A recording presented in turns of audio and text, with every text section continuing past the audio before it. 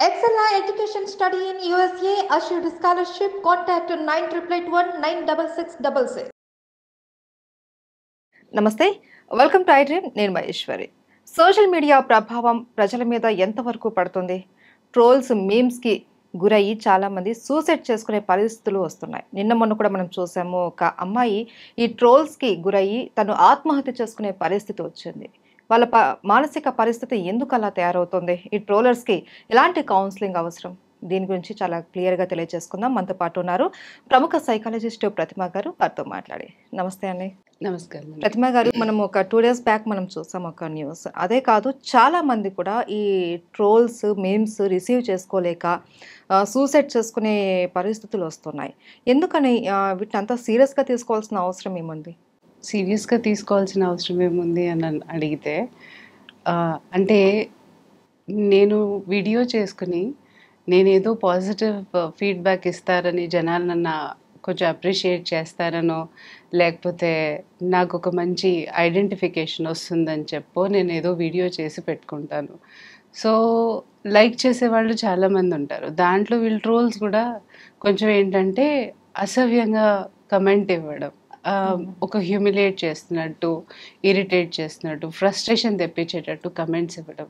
So అదేంటంటే, నేను చాలా సెన్సిటివ్ ఉంటే ఒకవేళ నేను అది తట్టుకోలేను. నాకు తెలుసు మంచి వాళ్ళు ఉంటారని తెలుసు, చెడ్డవాళ్ళు ఉంటారని తెలుసు.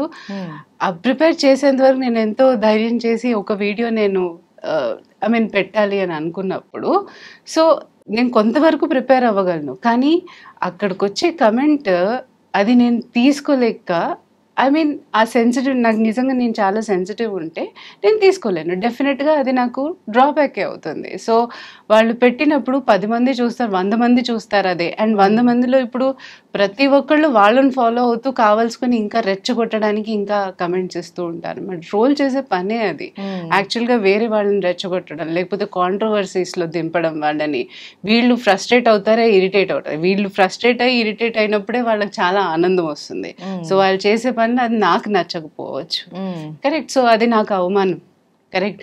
అందరూ చూస్తున్నారు, అందరూ అంటే నా ఫ్రెండ్స్ కూడా చూసుంటారు, ఫలానా వాళ్ళని తెలుసు ఉండుంటారు. సో ఆ గిల్ట్ నాలో ఉంటుంది. డెఫినెట్గా ఒకళ్ళు ఏదైనా వీడియో పెట్టినప్పుడు దానికి కమెంట్స్ వచ్చినప్పుడు కొంతమంది తీసుకోలేరు. సో ఎంత వాళ్ళు ప్రిపేర్డ్ అయ్యి ఉన్నా అది వచ్చే సివియారిటీ, వచ్చే కమెంట్స్ అంటే ఎంత హార్ష్గా ఉన్నాయో దాన్ని బట్టి వాళ్ళు డెఫినెట్గా అలా రియాక్ట్ అయ్యే ఛాన్సెస్ ఉంది. అలా రియాక్ట్ అయినప్పుడు గిల్ట్ ఫీల్ అయ్యి, అంటే నేను ఇంక దేనికి పనికి రాకపోవడం, అదో కాన్ఫిడెన్స్ దెబ్బతినడం, వాళ్ళది లో సెల్ఫ్ ఎస్టీమ్ అంటాం కదా, అలా అయిపోవడం, యాంగ్జైటీ, డిప్రెషన్, ఇవన్నీ న్యాచురల్గా వస్తాయి. అండ్ సూసైడల్ థాట్ అనేది ఆఫ్ కోర్స్ అది డిప్రెషన్కి వెళ్ళింది అని అంటే ఇంకా అవి తట్టుకోలేకుండా డెఫినెట్గా అటెంప్ట్ చేసుకునే పరిస్థితి అయితే వస్తుంది వాళ్ళకి. అయితే ప్రతిమ గారు, ఈ ట్రోల్స్ కానీ కామెంట్స్ చేసేవాళ్ళు ఎందుకు ఇది ఆలోచించలేకపోతున్నారు? అంటే మనం మాట్లాడే మాటలు ఎదుటి వ్యక్తిని ఒక ఆత్మహత్య చేసుకునే స్టేజ్కి తీసుకెళ్తున్నాయి, మనం చూస్తున్నాం కదా. అయినా మనం ఎందుకు ఇలా కామెంట్స్ చేయాలి? మనం చేసే కామెంట్ వాళ్ళు ఎంత బాధ పెడుతుంది అని ఆ మినిమం కామన్ సెన్స్ లేకుండా ఉండిపోతుంది జనాలలో. ఎందుకు వాళ్ళ మానసిక పరిస్థితి ఎదుటి వాళ్ళని బాధ పెట్టి వాళ్ళు పైశాచిక ఆనందం పొందే స్థితిలోకి ఎందుకు వచ్చారు వాళ్ళు? ట్రోల్స్ అంటేనే అది. యాక్చువల్లీ ట్రోల్స్ అన్నవాళ్ళు ఎలా అంటే, మనం చేపల్ని వల వేసి పట్టుకుంటాం కదా, సో వీళ్ళు మనుషుల్ని అలా వేసి పట్టుకుంటారనమాట. సో ఎవరైతే నిజంగా ఫ్రస్ట్రేట్ అవ్వాలో, వాళ్ళని ఇరిటేషన్ చేయాలో, ఇలాంటివన్నీ టార్గెట్స్ ఉంటాయి వాళ్ళకి. ఇప్పుడు కాంట్రవర్సీస్ అని ఇట్లాంటివన్నీ వస్తుంటే వాళ్ళకి అంతే ఆనందం. హ్యూమన్ ఎమోషన్స్ తెలుసుకొని, హ్యూమన్ నిజంగానే వాళ్ళు బాధపడతారు, నేను ఇలా చెయ్యకూడదు అన్న నిజంగా థాట్ ఉన్న వాళ్ళైతే ఇలా ఎందుకు చేస్తారు? సో వాళ్ళు ఆ కేటగిరీకి చెందిన వాళ్ళు కాదు. సో బేసికల్గా వాళ్ళు ఫన్ ఫ్యాక్టర్. కొంతమంది ఉంటారు ట్రోల్స్లో కూడా, డిఫరెంట్ ట్రోల్స్ ఉన్నారు. కొంతమంది చాలా టిపికల్గా ఉంటారు, కొంతమంది నార్మల్ ఫన్ ఫ్యాక్టర్ కోసం చేస్తూ ఉంటారు. అంటే వీడి మీద కమెంట్ వేస్తూ ఇంకో 10 మంది వేస్తే వీళ్ళందరూ కలిసి నవ్వుకుంటూ ఉంటారు అనమాట. సో అలాంటి టైప్ వాళ్ళు. కొంతమంది ఏంటంటే హార్ష్ ట్రోలర్స్ అని అంటారు. వాళ్ళని ఏంటంటే సైబర్ బుల్లింగ్ కూడా మీరు వినే ఉంటారు. సో వాళ్ళు ఎలా అంటే రేసిజం, రేసిజం అండ్ ఇంకోటి సెక్షువల్ ఎక్స్ప్లాయిటేషన్ చేయటం అండ్ ఎస్పెషల్లీ టీన్స్. అండ్ ఇప్పుడు చూస్తూనే ఉంటారు, out of 3 teens, I mean at least 1 is getting affected with the cyberbullying అన్నమాట. డెఫినెట్గా ఎక్కడో అక్కడ ఫిజికల్గా కానివ్వండి, ఇలాంటి ఇంటర్నెట్ ఆన్లైన్ ఎక్స్టార్షన్స్ కానీ చాలా జరుగుతున్నాయి బయట. సో వాళ్ళకి ఆనందం ఇదే. వీళ్ళల్లో ఏంటంటే, వీళ్ళని ఏమంటారంటే యాక్చువల్గా చెప్పాలనంటే డార్క్ ట్రైడ్స్ కానీ డార్క్ టెట్రైడ్స్ కానీ అంటారు వీళ్ళలో ఇద్దరు. సో క్వాలిటీస్ ఎట్లా ఉంటాయి, ఒక సేడిజం, మ్యానిప్యులేషన్, మనుషుల్ని మ్యానిప్యులేట్ చేసి వాళ్ళని ఎట్లా అన్నా దింపాలని చెప్పి, ఇంకోటి సైకోటిక్ డిజార్డర్స్తో, ఐ మీన్ సైకోపాథిక్ అంటాను కదా, ఆ కండిషన్స్ ఉంటాయి. సో అలాంటప్పుడు వాళ్ళకి anti social symptoms like sympathy లేకపోవడం, మనుషులంటే ఎంపతి లేదు వాళ్ళకి. ఐ మీన్ ఒక what you say in Telugu, జాలి, అయ్యో పాపం వాళ్ళకి ఎమోషనల్ గా ఏమీ ఉండదు వాళ్ళకి. So that's the reason why వాళ్ళకి అదే టార్గెట్ కావాలి.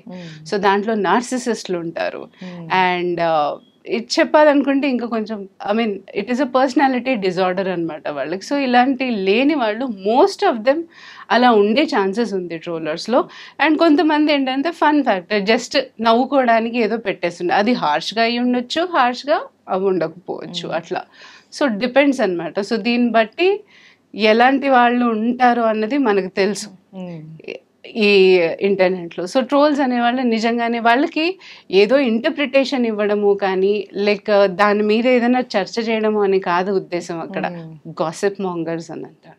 ఫస్ట్ ఆఫ్ ఆల్ ఎంటర్టైన్మెంట్ కావాలి. సో ఎందుకు ఇలా చేస్తారు అని అనుకుంటే, మనం అగైన్ చూస్తూ ఉంటే ఇప్పుడు ట్రోలర్స్కి ఫేక్ ఐడెంటిఫికేషన్ అంటారు. ఇంటర్నెట్లో దూరటానికి నాకు ఏ ఐడెంటిఫికేషన్ అయినా నాకు నడుస్తుంది, రైట్? నా పర్టికులర్ ఐడితో నేను లాగిన్ అవ్వక్కర్లేదు. అండ్ నెక్స్ట్ వచ్చేసరికి వాళ్ళకి ఇన్విజిబిలిటీ, మనిషి రూపంలో కనపడ్డు, చేతల్లో కనపడ్డు, నో జెస్చర్స్. సో దాని మూలాన ఏమవుతుంది, వాళ్ళ ఐడెంటిటీ సేఫ్. సో ఇంకోటి ఏంటంటే, వాడు ఒపీనియన్ పెట్టడానికి టైం చూసుకోక్కర్లే, ఎప్పుడు పడితే అప్పుడు వాడు ఏమన్నా కమెంట్ వేయొచ్చు, ఎవరి మీదన్నా వేయొచ్చు, రైట్? 4th ఉండేసరికి వాడి ఇమాజినేషన్లో ఏం థాట్స్ ఉన్నాయో, వాడికి ఏం తెలుసో అది మాత్రమే పెడతాడు. వాడు నిజంగా వీడు ఏం టాపిక్ మాట్లాడుతున్నాడని కూడా వాడికి సంబంధం లేదు. 5th గవర్నమెంట్ రెగ్యులేషన్స్ అంత లేదు. అంటే ఇది ఇంటర్నెట్ అనగానే ఏంటి, ఓ పెద్ద ప్లాట్ఫామ్ అది, రైట్? సో ట్రేస్ చేయడం అనేది చాలా కష్టం. సో నేను ఒక ఫేక్ ఐడెంటిటీ క్రియేట్ చేయొచ్చు, అలాగే నేను తీసేయచ్చు ఆ ఐడెంటిటీని. సో ట్రేస్ చేయడం అనేది చాలా ఇంపాసిబుల్. సో అఫెన్సివ్ కానీ ఓ పనిష్మెంట్ కానీ ఉంటాయని తెలుసు, కానీ పట్టుడుపోవడం అనేది చాలా కష్టం కదా. సో ఆ ఫియర్ ఫ్యాక్టర్ అనేది వాళ్ళలో లేదు. సో అందుకని ట్రోలర్స్ పెరిగిపోతున్నారు. అండ్ ఇది చాలా మటుకు కంటిన్యూ అయ్యే ఛాన్సెస్ కూడా ఉన్నాయి. అంటే ఎక్కువగా ఈ ట్రోల్స్ చేసేవాళ్ళు కానీ కామెంట్స్ చేసేవాళ్ళు యూతే ఎక్కువ ఉంటున్నారు. ఎందుకనంటే వాళ్ళే ఎక్కువ ఈ ఎంటర్టైన్మెంట్ వైపు వెళ్తూ ఉంటారు. చదువుకున్న పిల్లలు కూడా దీనికి బాగా అలవాటు పడిపోయారు. ఎదుటి వాళ్ళను ఎగతాళి చేస్తూ వాళ్ళ ఆనందం పొందడం. ఇది ఏంటి, ఒక మనిషి చనిపోయారు అన్న విషయం మనకు తెలిసినా కూడా ఇంకొక మనిషిని మనం కించపరుస్తూ మాట్లాడటం, హేళన చేస్తూ మాట్లాడటం, ఇది ఏంటంటే రాను రాను ఇది ఇంట్లో వాళ్ళకు కూడా వర్తిస్తుంది. ఇంట్లో వాళ్ళని కూడా కేర్ చేయకుండా బయట వాళ్ళని ఎలా అయితే ట్రీట్ చేస్తారో ఇంట్లో వాళ్ళతో కూడా అలా ట్రీట్ చేసే అవకాశాలు కూడా ఉంటాయి అనుకుంటారు కదా. అంటే ఎన్వైరన్మెంట్ డెఫినెట్గా ప్రభావం చూపిస్తుంది. ఇప్పుడు కాలేజెస్లో వెళ్తాము, సరే టీన్స్ అని అంటారా, టీన్స్ వాళ్ళకి కావాల్సింది అదే. ఇప్పుడు ర్యాగింగ్ అవన్నీ చూస్తూ ఉంటాము, కానీ అవతలాడు బాధపడతాడే, కొత్తగా వచ్చాడే, వాళ్ళు ఏం యాంగ్జైటీ ఉంటుందో, వాడు ఎలా భయపడుతున్నా అవన్నీ ఎవరు అవసరం లేదు వాళ్ళకి అసలు అవసరం ఉంటే వాళ్ళు ఎందుకు చేస్తారా పని? సో దాంట్లో కూడా వాళ్ళు ప్లెజర్ ఫ్యాక్టర్ తీసుకుంటున్నారు, ఇన్స్టెంట్ గ్రాటిఫికేషన్ అనమాట. వాళ్ళకి అలా వాళ్ళు బాధపడుతుంటే వీళ్ళకి ఆనందం వస్తుంది. సో అలాంటి మైండ్ సెట్ ఉన్న వాళ్ళు ఇలాంటి వాటికి ఎక్కువ టెంప్ట్ అవుతూ ఉంటారు. అండ్ వీళ్ళు టెంప్ట్ అవ్వడం కాకుండా అవతలాడు నిజంగా మంచి స్వభావంతో ఉన్న వాళ్ళని కూడా ఇలాంటివన్నీ చూపించి పాడు చేస్తూ ఉంటారు పిల్లలు. ఏదైనా సెల్ఫ్ వాళ్ళకు వాళ్ళు ఇంకా రియలైజ్ అవ్వాలి, మన వెళ్తున్న దారి రాంగ్, మనం కరెక్ట్ చేసుకోవాలి అన్నట్టు వాళ్ళకి ఏంటంటే చిన్నప్పటి నుంచి కొంచెం డిసిప్లిన్ వీటివి ఏంటంటే అవేర్నెస్ పెంచడం, ఒకళ్ళని హాని చేయకూడదు. పేరెంట్స్ కూడా అలాగే ఉండాలి, అలా స్కూల్స్లో కూడా వాళ్ళకి చెప్పాలి. చాలా మటుకు ఇలాంటి అవేర్నెస్ సెషన్స్ తీసుకోవాలి, వర్క్ షాప్స్ కండక్ట్ చేస్తూ ఉండాలి వాళ్ళకి. అప్పుడు ఏంటంటే ఎంతో కొంత ఇప్పుడు ఎంత అవేర్నెస్ పెంచినా యూనో చాలా మటుకు అది ఉపయోగం. చిన్న ఎగ్జాంపుల్ ఇస్తాను మీకు. సిగరెట్ ప్యాకెట్లో చూసి ఆ బొమ్మని చూసి మనం ఏమనుకుంటామనంటే బో ఇంత భయంకరంగా ఉంది, తాగితే ఇది వస్తుందేమో. అమ్మేవాడికి ఉండదు, తాగే వాళ్ళకి లేదు. సో ఎలా ఉన్నా తీసుకుంటున్నాము, రైట్? సో ఎంత చెప్పినా అంతే. కాకపోయినా ఒక 10% అన్నా మారుతారన్న హోప్స్ ఎందుకు వదులుకోవాలి కదా? అంతే. సో ఏదైనా వాళ్ళలో వాళ్ళకి చేంజెస్ అనేది రావాలి. కొన్ని స్పిరిచువల్ యాక్టివిటీస్ కూడా చేయిస్తే మంచిది అని నేను అనుకుంటున్నాను వాళ్ళలో. సో ఎందుకంటే ఇప్పుడు ఈ మధ్య అసలు ఎవ్వరు ఒక ఏమంటారు, ఒక మంచి దారికి వెళ్ళాలి అన్న ఉద్దేశంతో అయితే ఉండట్లేదు, కూడా దానికి కేటాయించడం కూడా లేదు. సో ఐ ఫీల్ ఇవన్నీ కొంచెం మిస్ అవుతున్నారు, బట్ కంట్రోల్ చేయాల్సింది ఇంకా మనమే. థ్యాంక్ యూ సో మచ్ అండి. థ్యాంక్ యూ అండి.